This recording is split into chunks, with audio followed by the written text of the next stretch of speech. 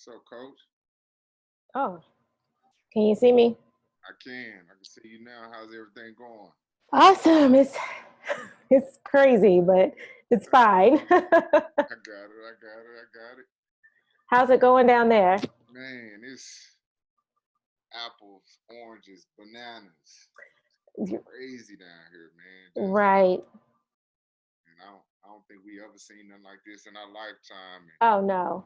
No, definitely not. I think it's one of those things where you watch movies and you think, man, that could probably happen, but you just never think you would actually see it happen.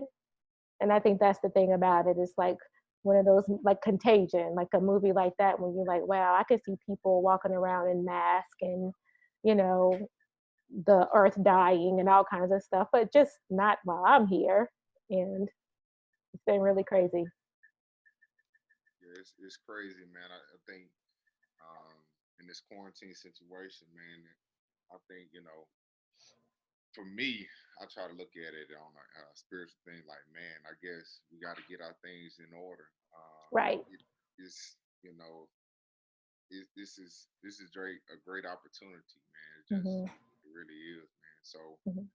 kind of introduce yourself, who you are, tell us a little bit about your basketball experience, please.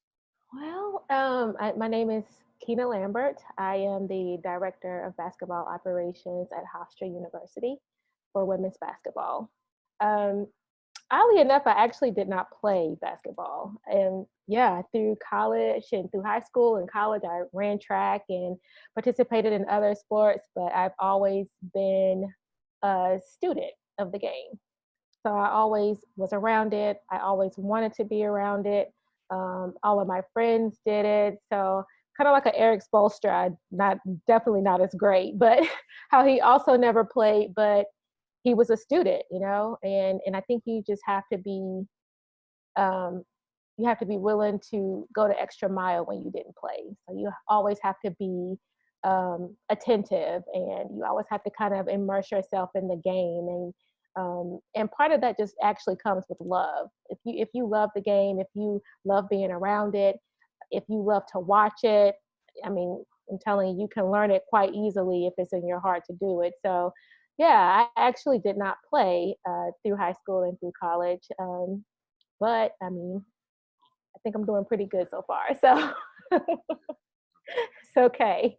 So for those of you who never played, you can still work in the industry if you really bust your tail and go for it. Wow. I actually had a buddy of mine. The interesting thing about it, I guess, that's the power of the mind when you make up your mind on something. Um, I actually had a buddy of mine. He was a college roommate. He Hmm. actually won the slam dunk contest and in basketball, of course. And then he went Right. to play in the NFL. Wow. So Wow. it's uh, it's crazy, man. It's as long as you have that dedication. I think you made a great point about Eric Spoelstra. He didn't really have a beautiful resume playing if he ever played, but Right. love for the game. Right. Yeah. You really, I mean, you really just have to be a student, You really have to be a student of the game. You really have to love the game. You really have to, have an understanding of the game. And honestly, basketball is one of those things where the more you watch, the more you can pick it up. It, plays, everybody has different plays. Everybody calls it different things, but, it's pretty much the same thing under a different name. And in other sports, like you'd be surprised how much field hockey is a lot like basketball. If you ever watch field hockey, very similar, very similar. At Hofstra, they actually came to watch one of our practices to get some pointers. That's how similar the game is. So if you pay attention, games like sports like field hockey, very similar to basketball. I know, it's amazing. No, I would never thought that. I would I have know. The things you can learn, I'm telling you, the things you can learn. When I went to a field hockey game, I have a good friend, Courtney. She's a coach for field hockey, and and me and a couple of my coworkers went, and we were like, we're literally watching basketball um, on a field with a hockey stick and a ball, but it's the same thing. You'd be shocked. You'd be shocked. Watch a game randomly, and I can guarantee you'll know what's happening. So you can pick up like that. Like soccer, I can't pick up soccer. I just know the time don't stop, time out. Yeah, no, you can pick it. You can pick it right up. Like I literally knew what I was watching when I was watching a field hockey game. Interesting.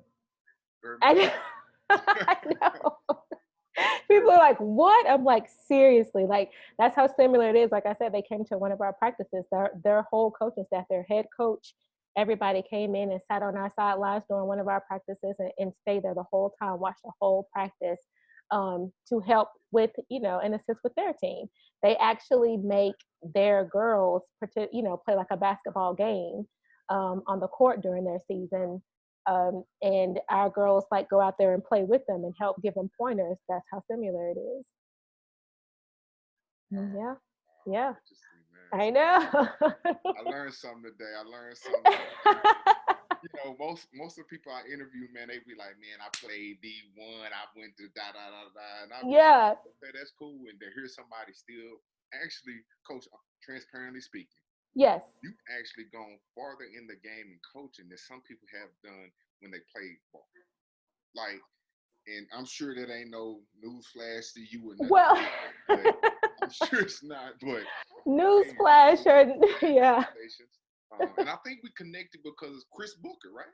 Yes, Chris Booker. Yes, Chris Booker is transparently speaking, is a Yeah, come very on good, now, come on. very good friend of mine. He and I actually met at a train station. I lived in Dallas for almost 10 years. I love Dallas, and we met at a train station. And this is during the time where I did game operations for the Dallas Cowboys.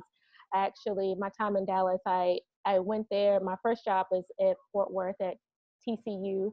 I was in athletics marketing for the men's basketball team, and then I I think I just got lucky. I met Steve Letson, and he was um, the director of operations for the Dallas Mavericks. So we talked, we met. I went to the arena, we talked, and had a good time. And he was like, "Hey, Keena, you think you want to come and work with the Dallas Mavericks?" And I was like, absolutely. Like, yeah, I want to come work with the Dallas Mavericks. So I was there doing game operations for them for about 2 years. And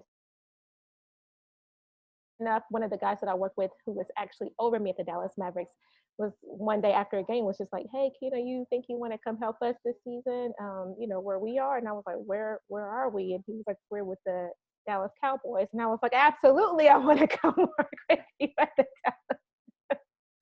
Absolutely, I want to come work at the Dallas Cowboys." And I mean, I'm telling you, it was just kind of one thing after another. I just kept getting lucky, and I had some things happen throughout life, which a lot of us do. I lost my mom and my grandma like 2 months apart. It was really crazy, and I was like, okay, it was time for me to go back to North Carolina, where I'm from, home. Got to Charlotte and got a job at ESPN um, as the assistant to the coordinating producer there. Really, really cool job, really great opportunity. Um, was not necessarily for me. I really like being in the midst of everything, and ESPN shows TV, but it's not sports. It shows sports, but it's not sports. So I couldn't be around the game. I could be around the commentators, but I couldn't be around like the actual game. And I really miss being around the game, miss being on the sidelines, miss being in the mix of it all. So we had ACC Media Day. This is when ESPN EMU was in Ballantyne, South Carolina, and we had ACC Media Day, and I was Coach Hamilton from Florida State. I was his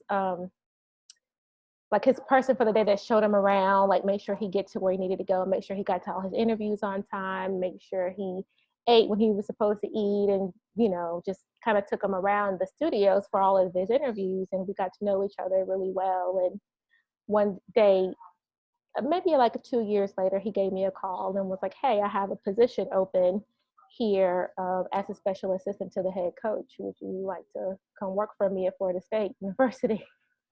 Absolutely, I'll come work for you at Florida State University. Heck yeah, it's easy. Absolutely, I will. And I mean, honestly, that's how a lot of my opportunities have come. But meeting, being at the right place at the right time, and having the knowledge, having the knowledge, and people trusting you with that knowledge, and people trusting you with who they are and what they're doing and whatever philosophy they have. And I think that's really important. This industry is very small. All of my jobs that I have, most of my jobs that I've obtained has been through connections, has been through conversation, has been through people feeling like they can trust me, people feeling like they know me. I feel familiar. And then when they talk to me, we can talk the game. I know what he's talking about when he's talking to me about, get back on defense, offensive. I can relate to all of those things. So he felt very comfortable with me being a special assistant to the head coach. And I think I did that for about 5 years, and we are still really good friends to this day. Wow. I mean, Yeah. in this interview, I'm learning a lot because we ain't even talk when we have our conversations offline. We Yeah. talk about this. We talk about other stuff. But I was thinking, I don't even think we've actually talked about my story, or your story necessarily. I don't think we've actually had this conversation. So I was like, this may throw him for a little bit of a loop, because I don't know if he knows all this about me. oh wow! I mean, Yeah. the biggest thing I hope, especially the kids that view this, is like there's opportunity in every situation. Every crisis is Absolutely. Absolutely. and I just think, man, a lot of times, sometimes kids and human beings, we think we're in the situation nobody's ever been in. Right. In the midst of it, sometimes, when we refer back to other people that have situations that wasn't so great, Right. we can reflect back on that. I think that's going to help. That helps us get through. Mm-hmm. And what I see, man, God has favored you a lot. Man, yes. I'm telling you, he really, really has. I feel very, very blessed. And let me tell you, I'm from the country. So I'm not Good. You ain't alone. from the hood. But this is, I tell people, I said, listen, the country is like the hood with no crime. It's run down. It's run down. I mean, it can be kind of raggedy, like it can have a lot going on. It's like the hood with no crime, and it's hard to meet people. It's hard to get around. But I'm telling you, I had a very, very hardworking mom. I had a sister that she's 7 years older than me, so she took care of me growing up. And honestly, funny enough, the way I found out that I wanted to do sports, that this is my calling, is I was in grade school, maybe middle, maybe sixth grade had to be like the max, right? Which is nuts, right? Because I'm much older now. And we were outside in my driveway. We had just got our driveway paved. I was the only person in my neighborhood with a paved driveway, and we were playing relays. So that really takes you back, right? You run down, you tag, you hit the person, you run back. And so I was one of those people where I went into the house and got water, and my mom was like, we offered everybody water, you can't do that. So I sat down on the coffee table, I cut on the TV, and found a Carolina game, and Rick Fox was playing. So there you go. That takes you back. Rick Fox was playing in this Carolina game, and I became an instant, you would think I was a crackhead. I didn't understand. I didn't know anything. Like every day I found myself sitting down in that same spot, flipping channels, looking for anything I could find that was basketball related. Anything. And it was just like, and ever since then, I knew that's what I wanted to do. Like crazy, right? But ever since then, I knew even like all through high school, all through college, I know I wanted to be a sport management major. Um, it's very difficult. My mom used to say, "Are you sure you want to do this? Well, why don't you go into nursing? You could find a job. I just think sports is going to be really hard for you." And and sports was really hard for me up into a certain point, and then I got to a certain point, and it just kind of clicked. Um, I definitely think people like me help pave the way for younger people coming up. Hopefully they have us to look up to. I didn't really have a lot of people that look like me to look up to in my 20s. When it was 2001, you didn't see a lot of women that looked like me in the NFL, in the NBA. If you did see them, they may have been administrative assistants or cheerleaders. When I worked with the Mavs, that's the question I got asked a lot. What are you, a cheerleader? And he used to be like, really? Because that's all I could do. And honestly, you couldn't even really get upset because that's all they really knew that you could do. Or, when you think about a man's game in the NBA back in, 15 years ago. So it's come a really long way, and I'm really happy that I have been on this journey. I'm really happy that I've had all these experiences and met all these people, and I just hope to keep moving forward. We'll see what happens next. We'll see what happens next. My life is pretty exciting. Up until this point, I see. I see, man. Pretty exciting.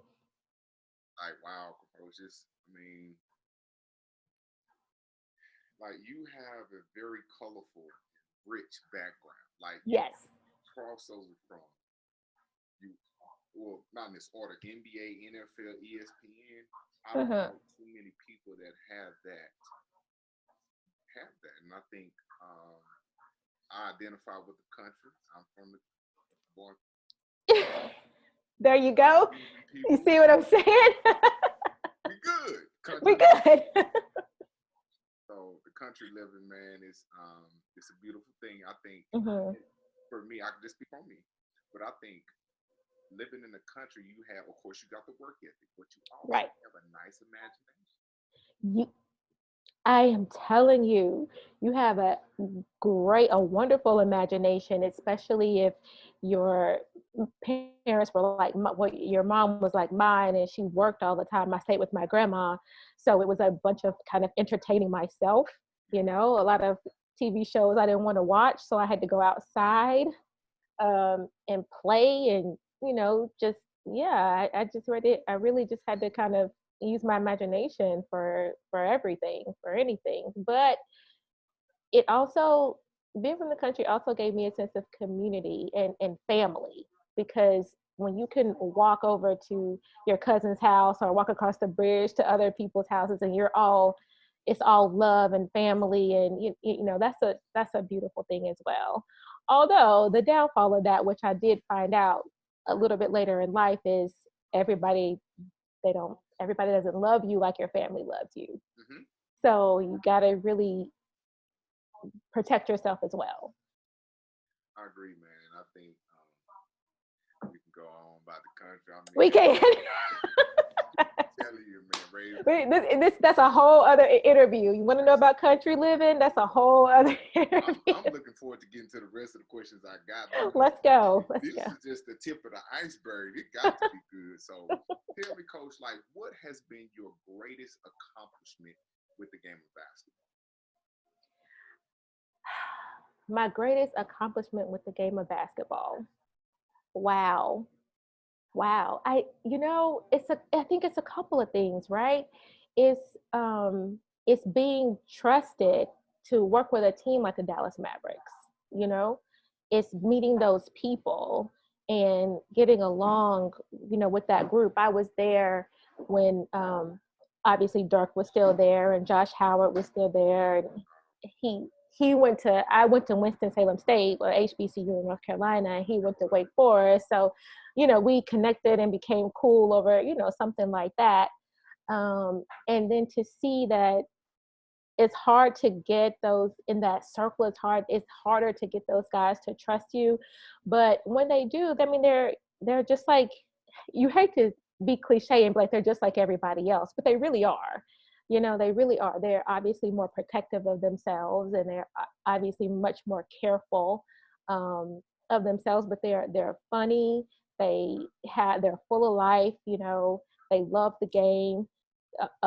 Most of them are definitely gym rats. I know the culture is a little bit different now. The younger guys, it's a little bit different, but yeah, I think it's just being trusted with the people and trusted with the program, and definitely to have a guy like Coach Hamilton call you literally. I think he called me probably 2 years after we met.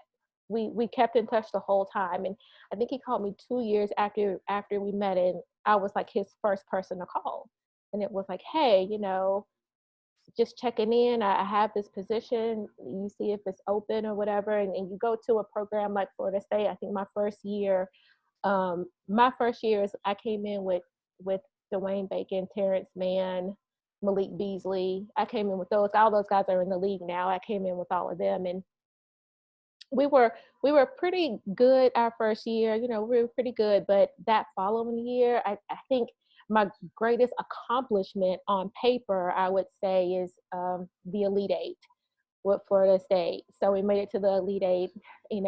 Just being a part of that team, being a part of that crew was very special.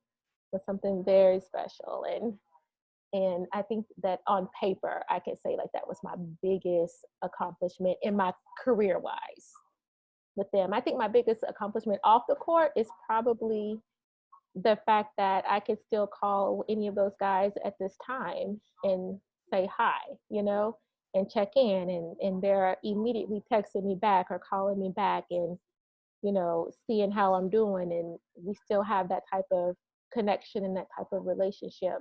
I think that's the biggest accomplishment, to know that, you keep these relationships, you get to know these people and you keep these relationships, and you don't get big timed. Once they make it, from college to the league, they don't big time you, because they know that you're genuine, and they know that you were truly there to help them while they were in my care. So I think, and then I still talk to their parents. I still have their relationship with their parents. Yeah, like Jonathan Isaac, his mom will with each other every once in a while. I am very good friends with Daniela Force. I actually worked for her. She was the head coach at University of Rhode Island for a while, and that's Terrence Mann's mom. And we were, yeah, very close with her. And yeah, I think that's the thing. I'm still very close with these parents and these individuals. So I think that's my biggest accomplishment off the court. Man, I knew it was gonna get better. I knew it was. From the country talks to this, I knew it. I knew it. Trust me. I hope so. I hope it's fun. Yeah, I think that's and kind of, I might go back a little bit, but sure. And it kind of goes back to connections. It's right. Not necessarily. I think what is who you know, and right. it kind of goes back to integrity and people can trust. I think the biggest asset for coaching, I could be wrong, but I like to hear from you. Mm-hmm. The biggest asset is trust and being trustworthy. Absolutely. Trust is the biggest thing. Trust and connection. When you're recruiting, kids want to know that they can trust you. They want to know that you genuinely have their back. I think that's the biggest thing. Some of them, it's their first time away from home. You are in their care, or they are in your care for the first time after they fly the coop from their parents' home. So they want to know that they're coming to a place where, they feel protected. Their parents want to know that they're coming to a place where they are protected. And the biggest thing is, yes, you're coming to play basketball, but they want to know that you have their best interest in mind beyond basketball. They need to know that. Sometimes I've heard it time and time again when I sometimes ask some of the my athletes like why they chose a certain school, or when I'm always curious to know what other schools were recruiting them, like what other schools are recruiting you, and they would tell me after they've committed to us. Of course, I would ask afterwards, and then I'd be like, well, what made you choose this institution over your other institutions? And they were like, well, I felt like they weren't just trying to recruit me. I felt like they were really had my best interest in mind. I felt like they wanted what was best for me on the court and off the court. And Coach Hamilton at Florida State does a really great job of that. Coach Santos at Hofstra, where I am right now, Atkinson, excuse me, she's married. Um, I work for her now. She does a really good job at making people and making our girls feel like, it's past that, it's beyond that, and it is. We literally, I make it a point. One of the first things I do is ask for all their majors. When I got there, what's your year and what's your major? What do you want to do with this? And get to a point where we reach out to people to mentor, throughout their college experience. Like, hey, this is somebody, you want to start your own business? I know this person right here. Let's connect. Ask all the questions you want. You want to be um, a, in social work? Let me see who I know. Let me find somebody who does that and get you connected. And when people feel like that you are you want them to be successful after ball, then normally they feel a little bit more comfortable with committing to your program. But it has to be genuine. They can see right through, oh, they just telling me what I want to hear. And then if their parents can see right through it, you're done. You're done. If they're you are done. Some people do have a great gift of saying one thing, not necessarily meaning what they say, but you feel like they mean I mean, I understand that, but when you're not good at that, kids see right through it, and they're out. They are out. So luckily, the people that I've worked with throughout my career are actually genuine and do an excellent job of following through with what they say they're going to do. Yeah, that's huge, man. So and that's actually besides availability, that right there is really close to each other, being Right. available and being transparent. Because I mean, you said it greatly. So Yeah. so question, you've been in the game for a minute, so Hmm. kind of go into detail what's the day in and out for a coach and for a player. Oh, wow. Oh, Lord. So we get started. I know, right? If we get started, I mean, we normally get in 9 o'clock, 8:30, 9 o'clock in the morning. Get there, that's when you check your emails. That's when you try to get yourself set for the day. And when it's a little bit quieter is in the morning when when the athletes are still in class and they're not in and out of your office. So you just kind of try to get yourself together. Um, so we get that for about 2 hours, about 11 o'clock or so, to fall into a staff meeting, a daily staff meeting where they're going to go over practice. And it also depends on, what your practice block is, because you have to get it done where all of your athletes can actually be at practice at the same time. It's different from high. I don't do you mainly work with high school students? Like what Well, middle school and high school for the middle most school part. and high school? Yeah. So when you're in college, of course, you can have classes as early as 8 o'clock in the morning. We have girls where they have 8 o'clock at night classes. They have 8 p.m. classes. They get out at 10. So you have to choose a practice block. Now we practice for about 3 hours. Like our legit practice is about 3 hours. And then it's about an hour of strength and conditioning. So we go through like meetings. Maybe if we need to have some one-on-ones with some student athletes who may have questions, who want to go over plays, we do that. If they want to get on the court and shoot and work on some things, we have a couple of coaches that get out on the court with them before our practice and make sure that they're together, a bunch of recruiting calls, meetings to see what we need, who we're losing this upcoming year, who's graduating, who, because recruiting is a 365-day thing. It's always, you never know who's going to leave. You never know who's going to enter the portal. Um, when you're rebuilding a program, you try to, it's difficult to say you can't jump from last to first, right? That's kind of unrealistic. So you just try to get a little bit better with who you can get. The top people may not want to come to your program if you're not a winning program at that time. But a rebuild is just that. It's a rebuild. Rome was not built in a day, my mom used to say. So you have to just recruit talent, get a little bit better every year. And you never know how kids are going to respond. You could have the most responsive, most positive kids through the season. And then at the end of the year, you see that their name is in the portal and you're like, what's going on? So recruiting is a 365-day thing. So we put a lot into that. A lot of visits, official visits, when they come on and maybe they bring their parents and we show them a good time. Hofstra University, we don't have a football team. So that's hard, but we do have the city. So maybe we'll take them into Manhattan, about a 45-minute train ride, and they'll get to see the lights in the city and the streets, and we'll do something fun, like maybe we'll go play laser tag, or what's that like a panic, like one of those rooms where you go, you have the clues, escape room, yes.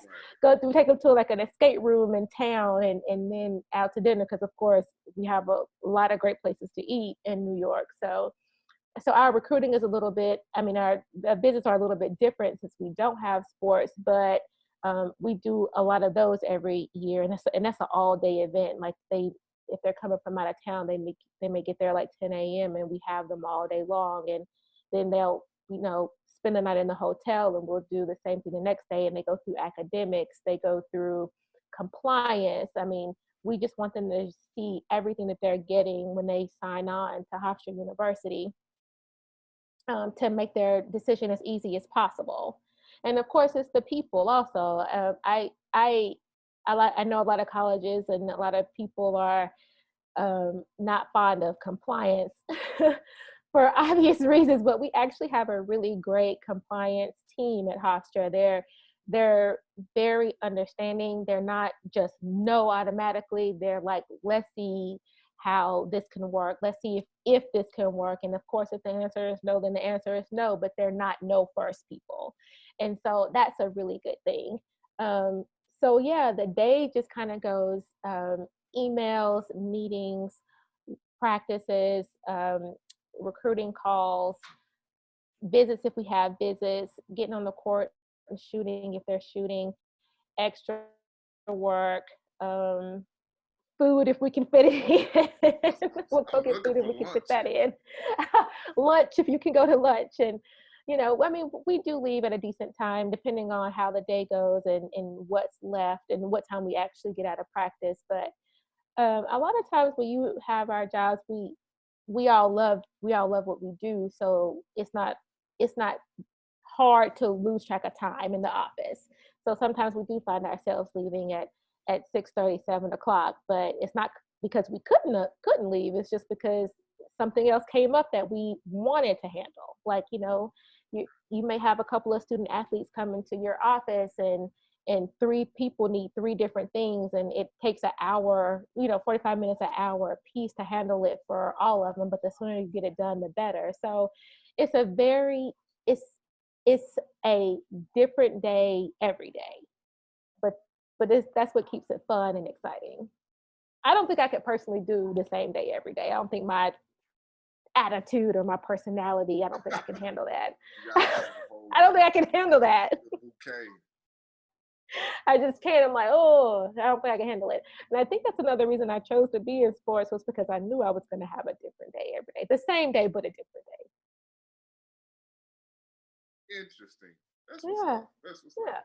So let me ask you this. I know you've been in the game for a minute. So what's some of the pitfalls that coaches and players, what's some of the pitfalls you see? You're like, man, that's a boneheaded decision. Um, you know,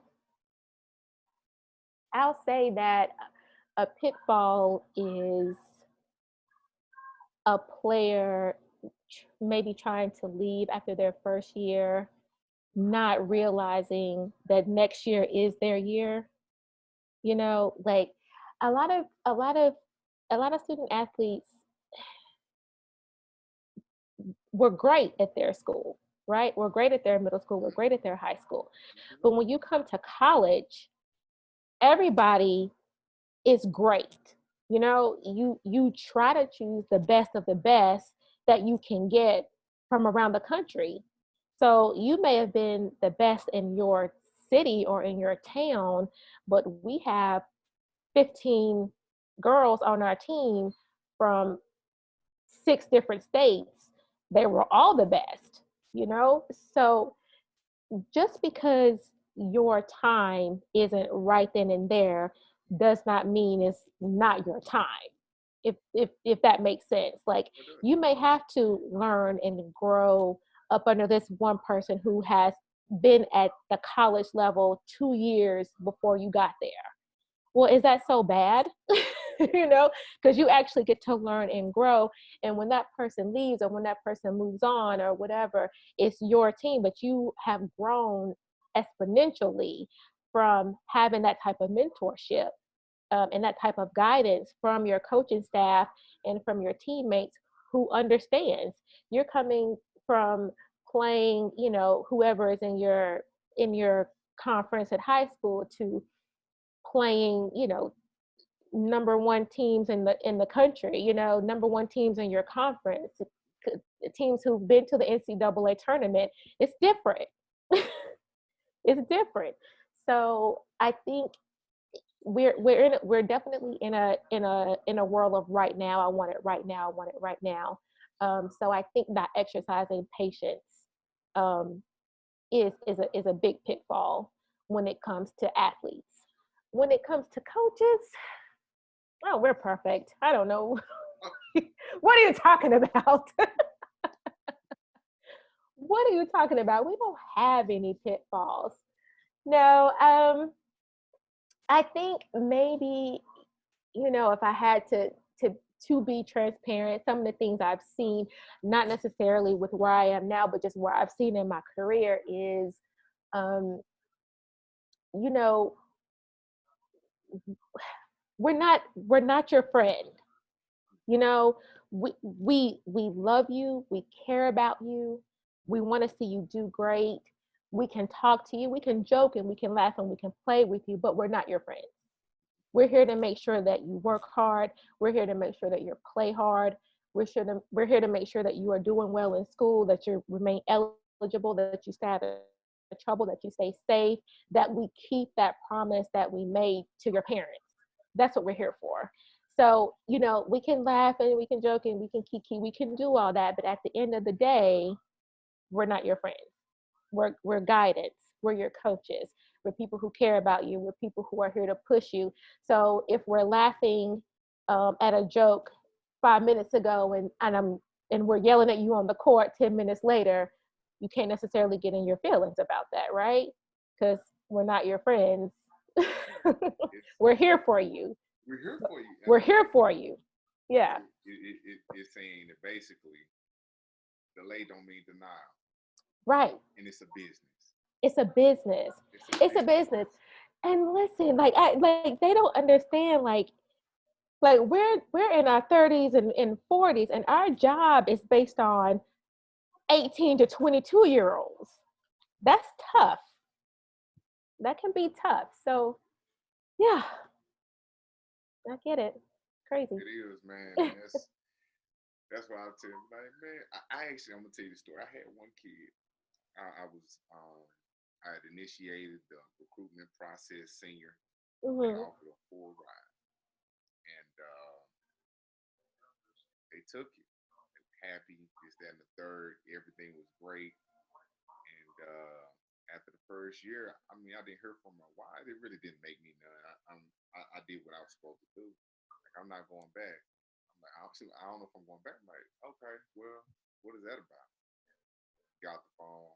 I'm I'm not going back. I said, well, after she made the decision, I said, is the final? She's like, I told him, but I said, well, here's the thing. You worry about the wrong thing. I said, if they paying your bill, they put food in your stomach, what you tripping on? I didn't even think about that. I said, that's the point of counseling, having somebody to like really like now you fumbling your way through. Right. You gotta find somebody, but you know what? You have an opportunity to help other people not make that decision anymore. I said it might sound bad, but it is what it is. That's your way of giving back to the game. Hmm. Hmm. So yeah. Absolutely. So Coach, let me ask you this. What's your thoughts on AAU? What's your thoughts on it and how you recruit and how does it affect your recruiting? Ah, AAU. Or let me say summer play, because some AAU can be a bad word for some. Hmm. AAU can be a bad word for some. Um, you know, AAU is actually can be a powerful tool when it's used the right. I think like anything else, if it's misused and misrepresented, um, it can give you a bad taste. But that's everything, right? That's not just AAU. That's if you misuse anything in life, it can really, throw a loop and things. But when used the right way, AAU is a powerful tool. It can be a powerful tool for development. It can be a powerful tool definitely for recruiting and letting coaches put eyes on kids, more often. Um, I just I don't personally. This is a Kina, not a. This is what I'm saying is not representative of my university. Okay, um, I would like it to be, in a perfect world, a little bit less about the business aspect and a little bit more about the kids. I'm sorry, maybe I'm old school. I don't know. When I think about high school, when I was in high school, before we even really had AAU, how, like it, you play for your school, right? You play for your school. You had to have your grades. You had to, I mean, it was a little bit more structured, a little less glamorous, but it was still glamorous, but a little less glamorous. And now I feel like some of it is such a business that, oh, I don't want to talk to a Hofstra. I want to talk to a Florida, a University of Florida. Well, guess what? Your kid can be recruited to University of Florida. Shout out to Serena Lamar, my good friend over there at University of Florida. She's a Dobo. You can be recruited to a University of Florida. You can sit the bench for 2 years and find out you're not going to play and then end up at a Hofstra anyway, right? So, like, let's be honest to what we're showing our kids. Let's not make it so our kids feel like if they don't go to a Power Five conference, then they're less worthy, right? Because you can be successful anywhere. If you're good, if you play hard, you can go to the league any school you go to. If you talented, they will find you. Hold on, hold on. Let me put something in that gumbo real quick. Hold on, put something in that gumbo.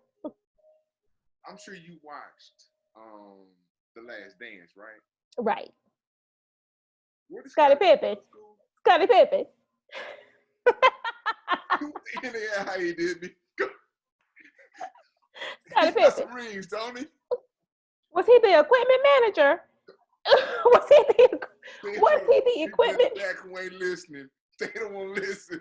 They will find you. Was he the? They will find Ben Wallace. Ben Wallace went to Virginia Union University, HBCU, probably 3,000 students. Ben Wallace was a legend. He's a legend. Okay, so they will. And if I could preach that, like I know all these schools sound, oh, they just sound so glamorous and so beautiful, but If you are good, if you play hard, they will, I don't care where you are, they will find you. Elena Deladon went to Delaware. And Elena she Deladon, got she that strap. could have went anywhere she wanted to go. She came home and went to Delaware in my conference. In my conference. And you know, I'm gonna say, and tell me if I'm wrong, but hard work actually can take the place of marketing. What? Can it? Can it? Let me tell you.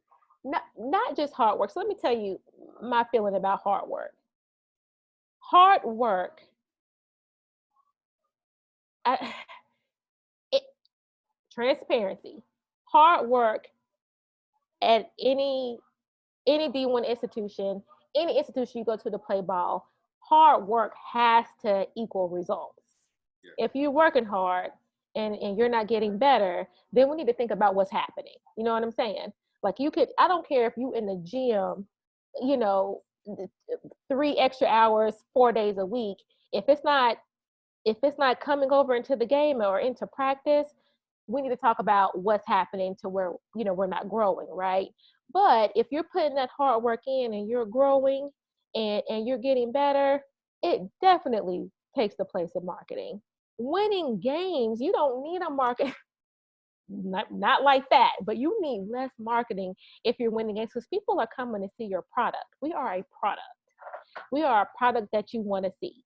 If you got some ballers on there, marketing or not, that word gets around. TV gets wind of it, radio gets wind of it. Now people are coming to see whether you market that or not. People are coming to that game, so it can definitely take the place of marketing. Yeah, I had a conversation with a parent about that, and they were kind of going back and forth, and I was like, okay. I said, you know what? I get it. I said, just sit down. Tell you what. Go watch the Jordan. Go watch what happened to him. He kid was over. You want water? He was Bobby Boucher. Dude was Bobby Boucher. Dude was Bobby Boucher, and ended up playing with the GOAT. You go from the you. Come on, man. You go Come on, from man. PNP to the Palace. You go from high quality H2O. High quality High quality H2O. And you up here giving it to the GOAT. Be like, oh, you can't win without me. Got you. Sorry, not sorry. So sorry, not sorry. But hey, you know what? Even Michael didn't make a team until. Come on, man. Come on, man. Michael didn't make. Michael. Mike. So, is so many nuggets in that situation that where Michael came from. Michael's mom didn't get dressed up. Let me go down here and talk to the coach. Nope, you need to work hard. I'm saying, hey, I ain't trying to. Hey, listen, listen. She didn't call us. She didn't call our staff. She didn't call the coaching staff. I want to talk to the board. You're like, are you kidding me? Are you kidding me? But you know what? I think that's something that has changed though. That's something that has changed over the past longer than this, but 10 years strong. Have parents been so involved in their kids? Now listen, I'm not saying do not be involved with the well-being of your child. Do not be involved with, but it is nothing a parent can do that could make their kid play or work harder than what's already in them to do. Like it's just not like it has to come from within. It has to come from yourself. You have to make it up in your mind. Michael's mama didn't make him become one of the greatest players of all time. Kobe's mama didn't make him become one of the greatest players of all time. It's their mentality. It's how they saw themselves. It's what they felt. It's what they fed off of. Like it wasn't a phone call did not do that for them. gotta have an intrinsic motivator. You gotta Oh have my gosh. the intrinsic motivator, and you gotta find that. And I'm Yeah. gonna tell you this: a lot of people don't know this about me. But in high school, I was actually lazy. I was actually lazy, Hmm. and when people see that, they were like, "He lying." I'm like, "Nope, go ask my mama." I was lazy, but the thing about it, they put that they put the seed out there and they watered it, and Right. eventually the light came on. I was like, "Hey man, I got it." And I Hmm. think it has to be a time, kind of like when a spaceship goes in, there's something that guides, but after a while it goes away and it's still. Exactly. And I think parents, they want to stick here all the way. No, you got to get away. Hmm. And I think that a lot of times that's what parents don't understand. And I think it's based on fear. Something happened when you were younger. I get that Hmm. component already, but just be open Right. to sound advice. And I Right. think because what you're going to do is take something away from that child that child's never hit. That's going to affect their later. Well, we know we live in that everybody gets a trophy world now, right? Isn't that the world we live in? Everybody gets you get a participation trophy And I hope this where corona knock that out, man. it's a participation trophy. I mean, when I was growing up, I my mom was one of those. You want that? You go for it. Now, was she there to support me? Yes. Was she there to help me up if I fail? Yes. Um, but she wanted me to know that my successes and my failures are not based on what she does, it's based on what I do. And she is there to guide me, she is there to support me, she is there to love me, she is there to pick me up, but she is not there to do it for me. And so, if I lost, I just lost. If I was looking at that trophy go to somebody else, I was just looking at that trophy go to somebody else. Nothing that she could have done that would have changed that. If she was supporting me the way, in my opinion, a parent should. But yeah, like, and I think that it can do kids a disservice because it's not teaching you how to fight your own battles. You know, it's not teaching you how to be responsible for your own actions. Mm-hmm. And when you're away from your parents, when you're in school, if you live in Texas and you come to school at Hofstra, well, guess what? It's a lot of you doing stuff for yourself, and your parents, your mom is not around for that. Your parents are not around for that. And it's a lot of you have to learn. We are teaching you how to be better involved, but we are also teaching you how to be adults, how to be better women, how to be better wives when you choose to be one, how to be better mothers when you choose to be one. That's our job, that's our goal, how to be responsible, how to become upstanding citizens when you graduate. That's what we're here for.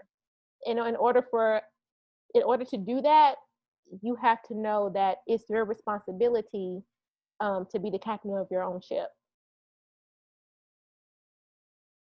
I couldn't have said it no differently. I could have said it differently, but it might not have been. I think when I post this, and it's like, man, I'm like, you know what? You ain't gotta listen to me. I said, just go to the page, go to the YouTube. You're gonna hear from college coaches.